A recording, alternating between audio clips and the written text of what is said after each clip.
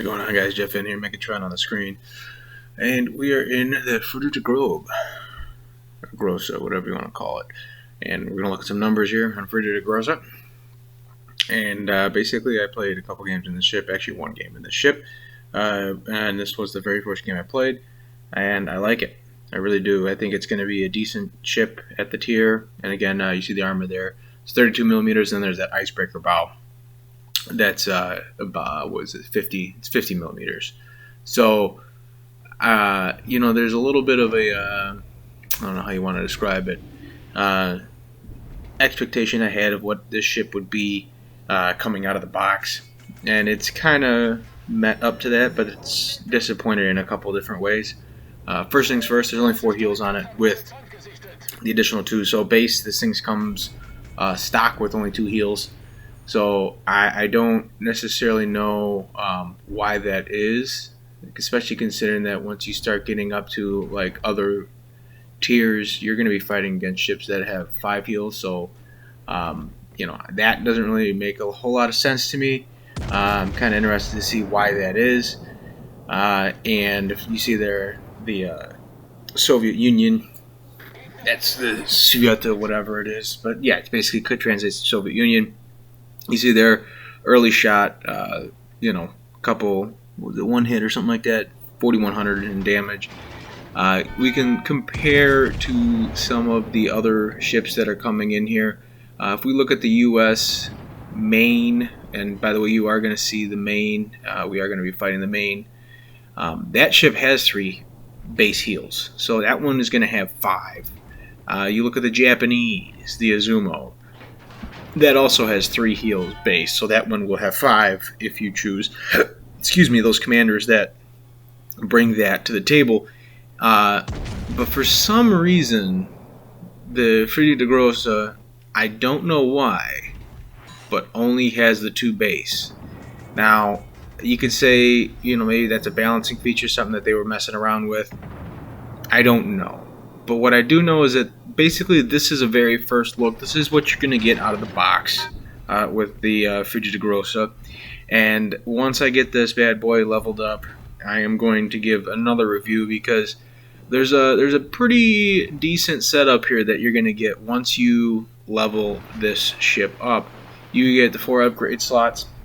You're going to get an artillery upgrade that goes to 420 millimeter main batteries. That's going to have a big change there. You're going to add only 2.4 seconds onto your reload for that. You're going to have 800 more AP shell damage, 200 more HE, and a 3% increase to fire. So there's that. You get your main range, which adds 1.7 kilometers to your main battery range. You have a little speed boost, which gives you 2.8 kilometers. So that'll get you above the 30 knot mark in the water. And then you're going to get obviously your hull upgrade, which gives you 11,800 additional HP, which puts you at 84,000. Takes the rudder shift down by 5.6 seconds, which puts you at a 14-second rudder, and gives you 16 more AA mounts, gives you 40. So your AA number will be better than the 71 that it currently sits.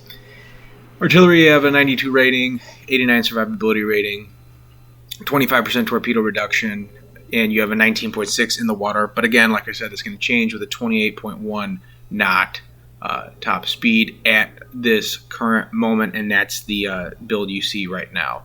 A 940 meter turning circle. Wow, yeah. I mean, again, this is a massive ship. Nothing to be too shocked about there. I have the Hunter Camo on. I have that as a level 4. So with that and the concealment mod in slot 3 on the ship, we have a 13.7 kilometer detectability. Not a bad number off the jump to go with a 16.4 main battery range. Again, I like to use Megatron as my commander. Talked about him many times. With the secondary setup and him, I get 11 kilometers out of the secondaries. Not great, not bad. Obviously, you'd like something a little longer. I was kind of expecting, this is like supposed to be the big brother of the Bismarck, that we'd be sitting at like 11 and a half ish, but we're only sitting at 11. But then again, 11 is not a bad number. It's actually a pretty good number, and you're going to see these secondaries actually do some serious damage here. So that's enough talking about this ship here early on. We're going to talk about the game. I'm going to be a little bit frustrated with my team. You're going to see that later on. And that's strictly because I don't know necessarily what this cruiser who's behind me, the Rune, is going to do. I don't know what he's doing, and it's going to aggravate me a little bit. But again, we're just going to kind of, just talk through this one here. Secondaries are good. You see the Vakalin pop up here. We hit the secondary perk, the secondary boost, and we're pounding this Vakalin here. We're going to send out the main batteries because we were anticipating that a destroyer would be in this cap. So we switched to the HE, and of course, we made short work of that destroyer. He's off the board. 2 ship to 2 ship tie. We are in the C cap. We are flipping their 1 cap. You look at the numbers here and you think, all right, we're in a decent spot. I need my team behind me, though, to support me. Our friendly battleship has been on the receiving end of quite a lot, so he is in a bad way. But our cruiser back there could definitely come up here and help. And I'm a little bit peeved that he isn't, but he could have been going after that destroyer that was launching torpedoes. I don't know. I don't necessarily know what his strategy was, but it wasn't where I wanted him to be. That doesn't mean that it's necessarily a misplay, though, on his part. I'm being aggressive here. I'm pushing in aggressively. I could also play a little more close to the vest, a little safer than I am. But again, I'm in a German battleship. I have very good armor, so I'm going to brawl. Right? I'm going to put those turrets off to my port side there, and I'm going to make a attempted drive-by on this Bismarck. Bismarck has the turrets aimed at me. I don't really care. I'm going to put the fire out. I'm going to open that door enough here.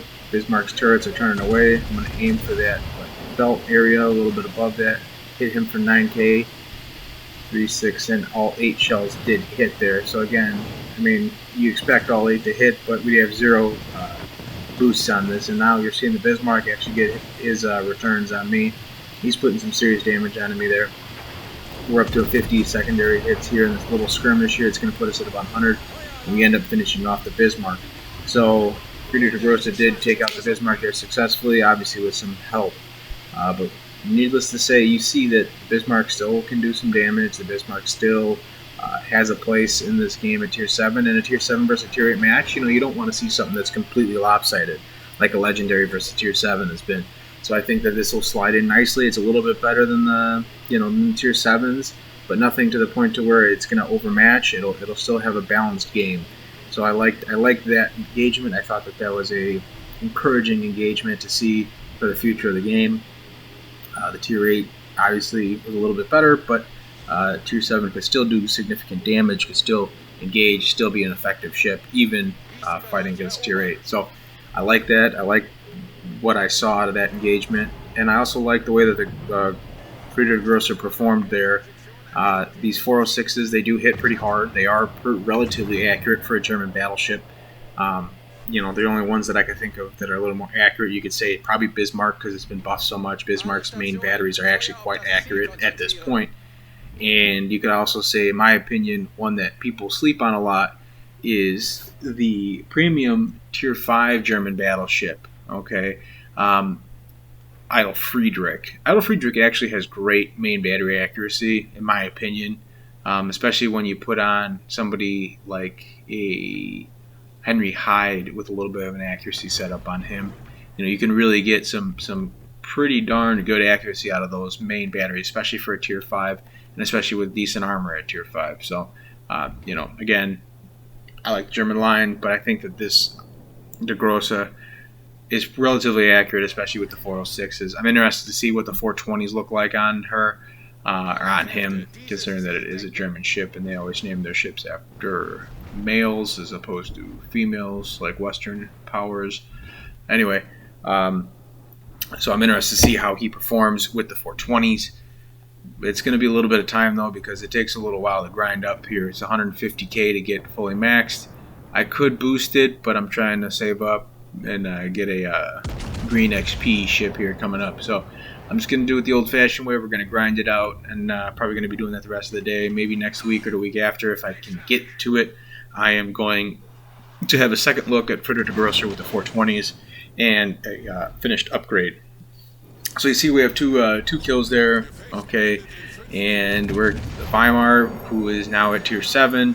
I am sorry, Weimar, that you are now at tier 7. You shouldn't be there in the current state you are.